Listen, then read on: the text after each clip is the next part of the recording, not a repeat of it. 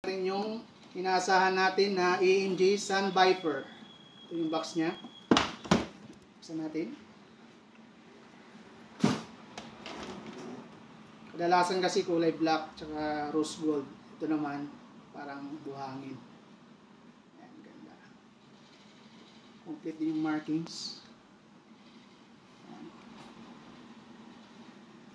Tapos meron din siyang kasamang scoop mount. Kasi wala siyang front and rear sight. Kailangan maglagay tayo ng scoop mount tsaka red dot. Yung mount niya. Okay. Testing natin. Same pa rin dati yung paglagay ng gas.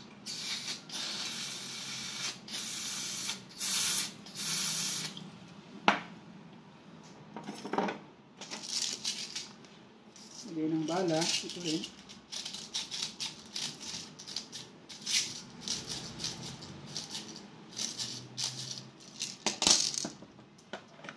Okay.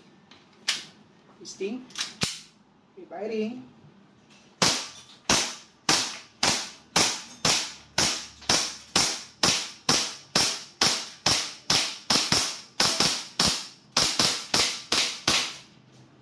Kung nabusan ng bala, ito yung slide, release magazine.